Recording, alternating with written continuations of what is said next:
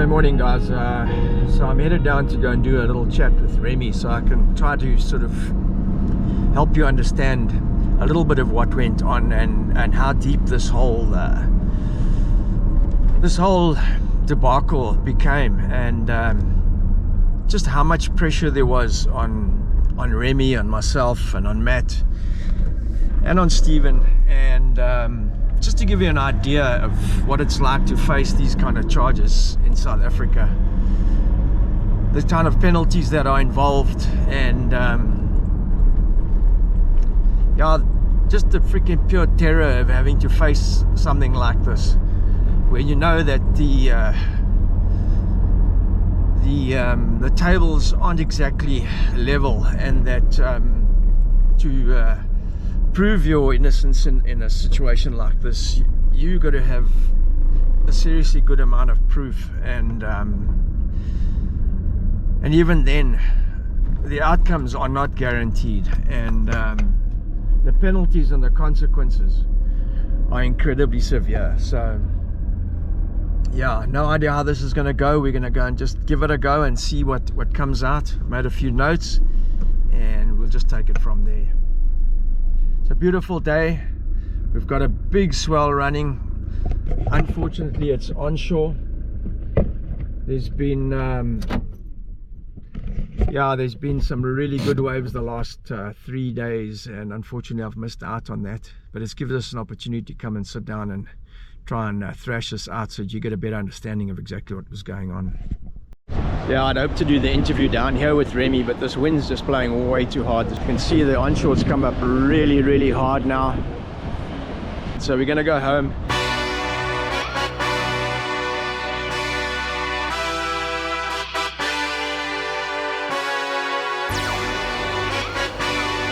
Hey, yeah, let's see how you do under pressure. Oh, yeah, I've been wanting this shit forever. I've been in the field with whatever they throw at me. Brush it off, pick myself up, moving on to the better. Okay, hey, yeah, ain't no errors, baby, it's a new era. I wake up early, feeling rich like I'm Kesha. I get to the paper, boy. Extra. Fuck with me, you know that I got it. Come with me, let's take a trip to the islands. We up on the jet, we'll do more than just fly on it. Stand on that hill, you gon' die on it. Boom, boom. Baby, I'm not one of them, you should try on it. Miss me with all that, I'm on it and next. Fuck this up, I send you back to your ex, but good luck with that, this is big as it gets. Hey, let's see how you do under pressure. Let's see how you do under pressure. Give them a name to remember. Hey, let's see how you do under pressure. Let's see how you do under pressure. A moment can live on forever. Yeah. Oh shit, they don't let me shoot a whole clip. It makes me really stoked to see a lot of the lighties from the other side of town. They are starting to surf really well.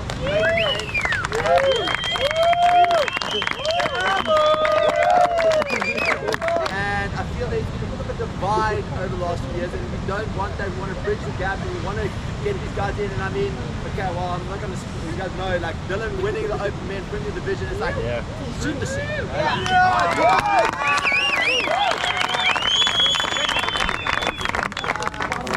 Alright, I probably missed a bunch of stuff, but yeah, just thank everybody and everything involved. Thanks, Remi. Thanks, Remi.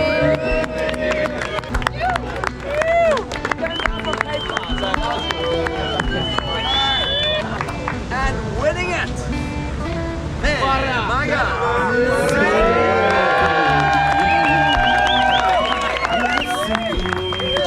Surfer! Go para! Hendrix, racing us!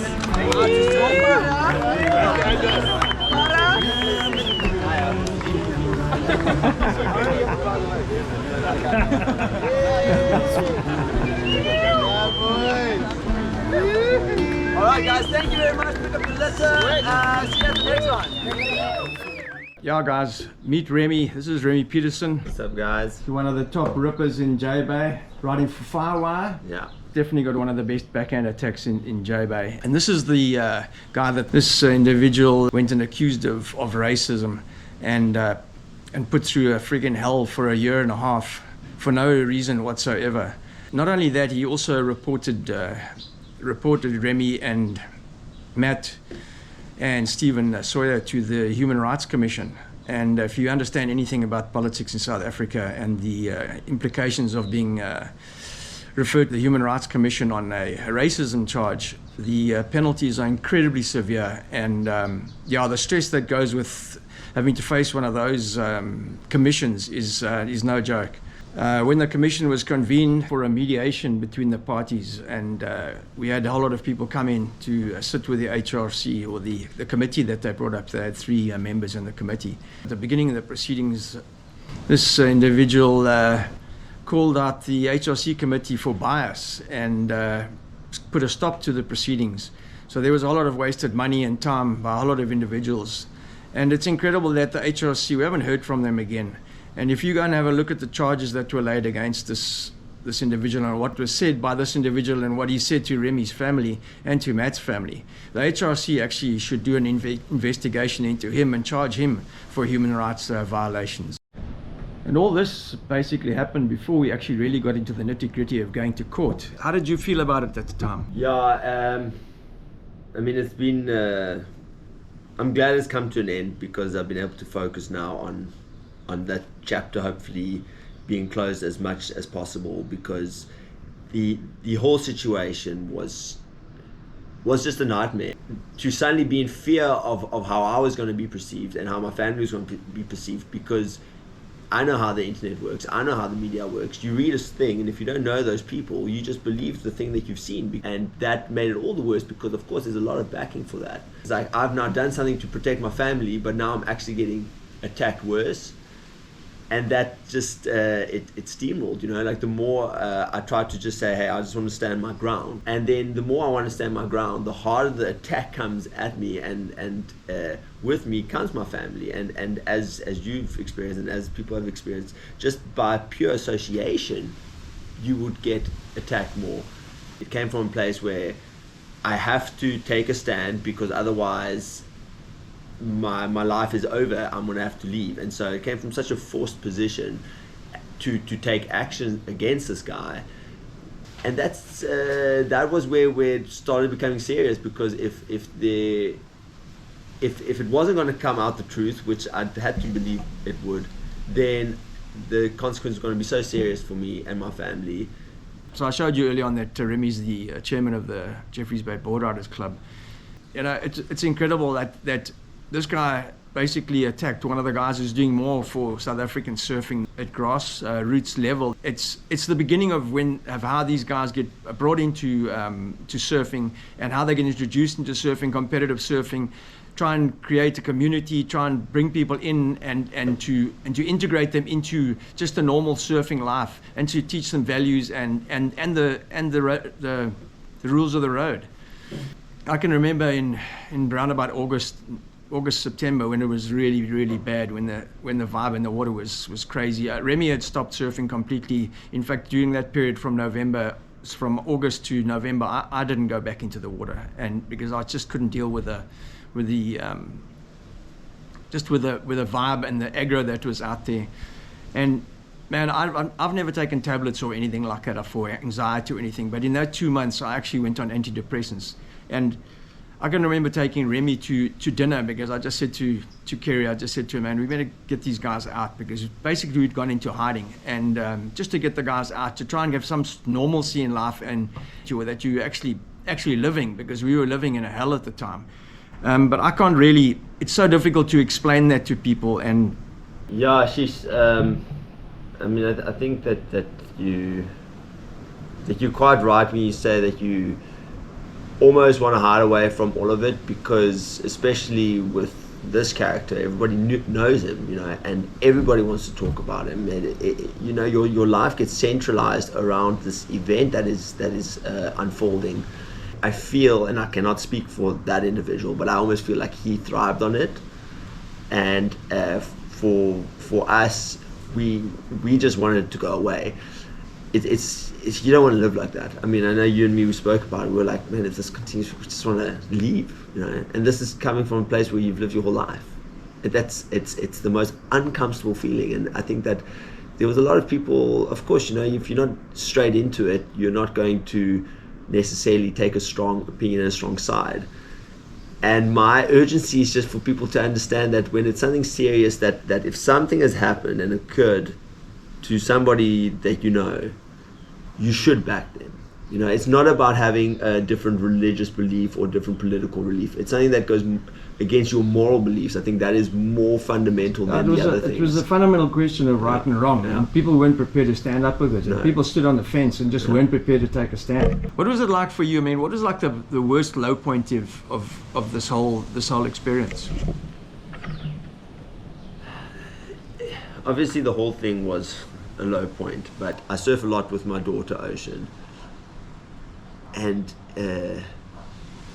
I surfed a couple of times with him at Supers, and he was just talking super loudly to his friends about how stupid I was and how useless I was, doing that with my kid, and just how could I be this bad parent, like to other people loudly in front of me. And then she would, like, I would just have to tell her, no, like, don't worry about the guys, and then she would be like, why? And then I would have to try and phrase it, and I was like, why is this kid even dealing with this, and part of the reason why I'm doing it is because she is being threatened unbeknown to her, but him having said these things about my family has threatened her, and so I'm doing it for her, but I'm trying to shield her from it, but she's seeing it because she's seeing this individual and driving past him and his buddies with their hands up and stuff and asking, oh, what are they doing? And like, for a little kid to have to go through that, I mean, she doesn't know. I mean, I hope she doesn't know, but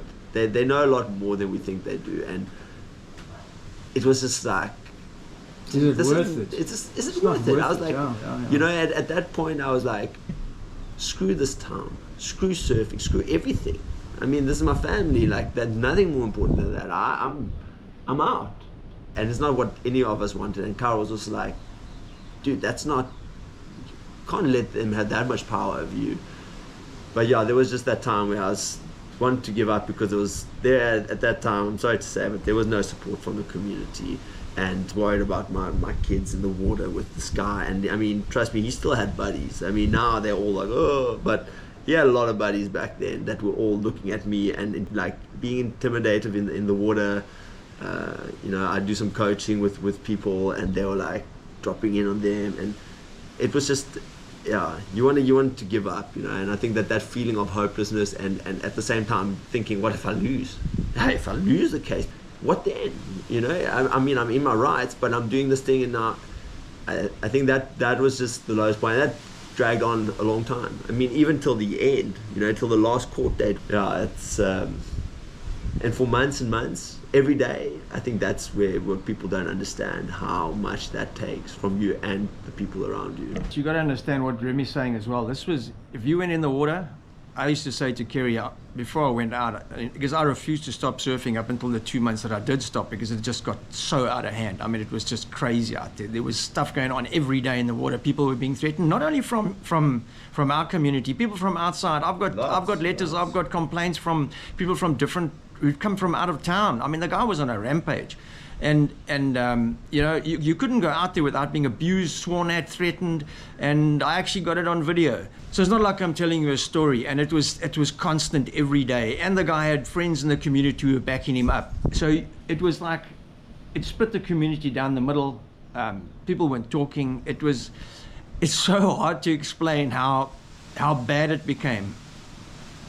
And if you go back and look at my videos, I actually still don't know how I managed to keep the channel going through that entire year last year, because, man, I tell you, our mind space was just freaking nowhere. And yeah, it's almost like you're living a lie half the time, eh? Yeah. Shit. It's interesting, you can see Remi's actually smiling, and I can tell you now that he didn't smile for 6 months to 8 months and didn't surf, and I can tell you I didn't smile. I was so angry. I can tell you,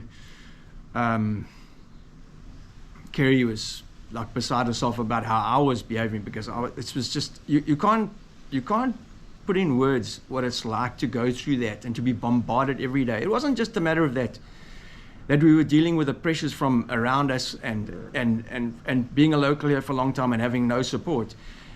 we were being bombarded. When they had the press conference and they brought the WSL on board and Southern Surfing, and not one of those people bothered to even phone before the time, find out what had happened. But the media made no attempt whatsoever to try and find out what was happening. And any person with any brain in the head who'd gone and done any bit of research would have known.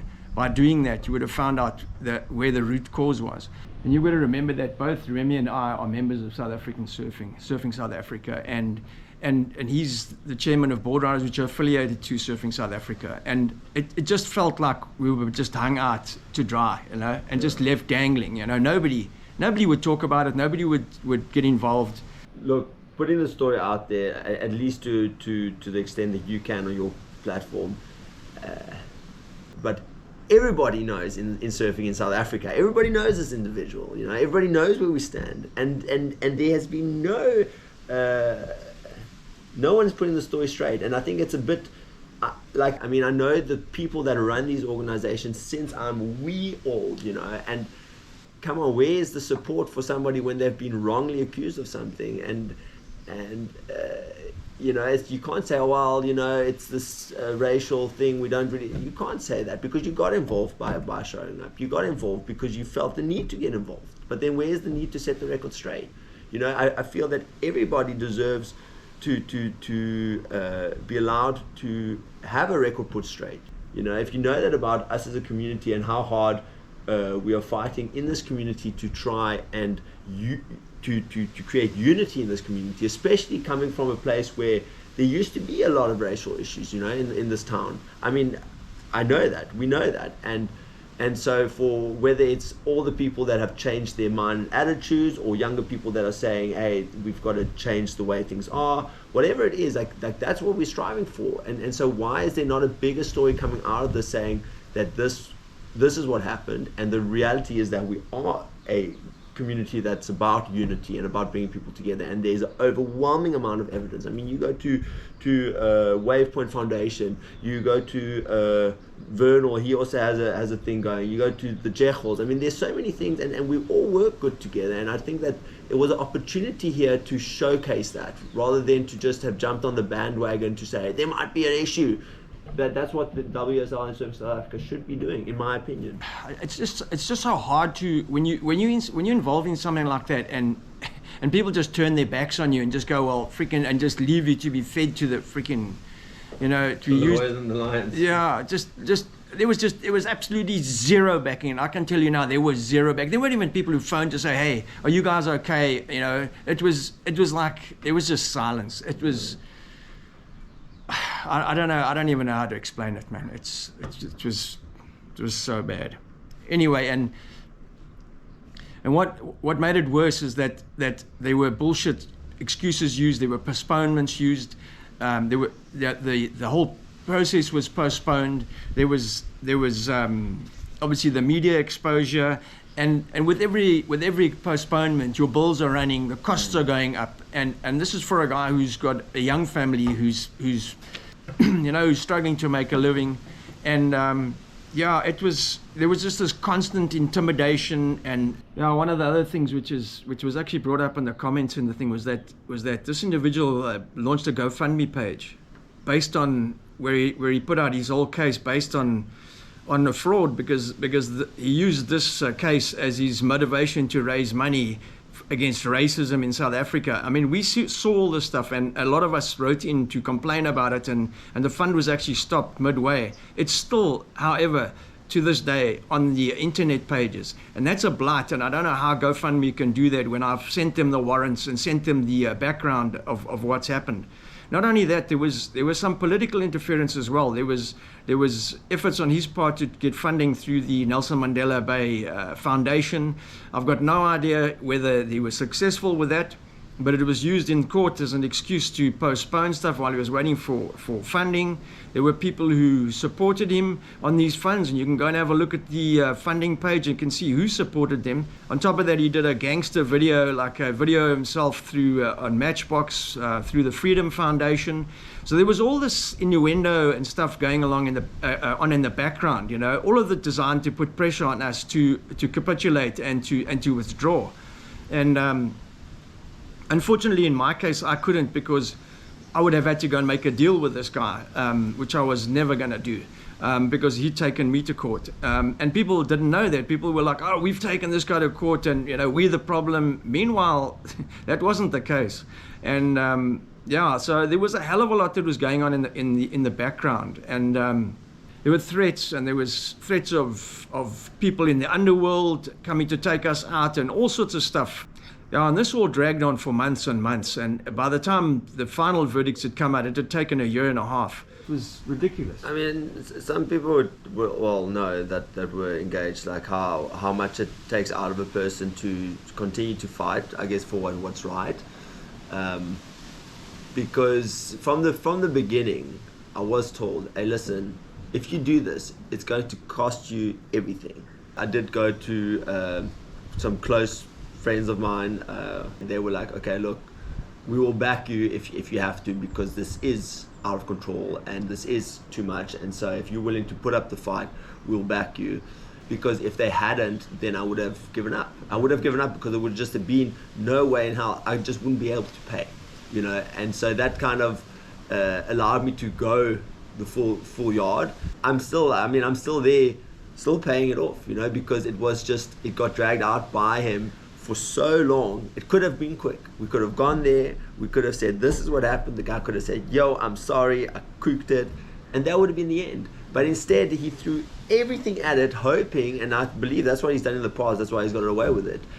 It's hoping that I was just going to say, whoa, this is too much. I'm going to stop. It's what he did in the past with previous people, and why other cases never went to full length because they couldn't afford to. And, exactly. And the backing you got wasn't in any way a freebie. It was we'll back you, and if you win this, you pay us back.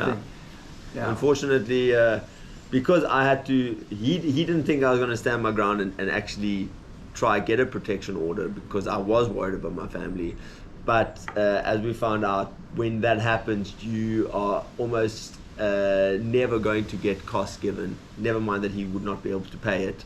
But until I gather all the funds, I'm paying back people. And like I say, those people are super lenient. And it does mean that there's just still bills that have to be paid.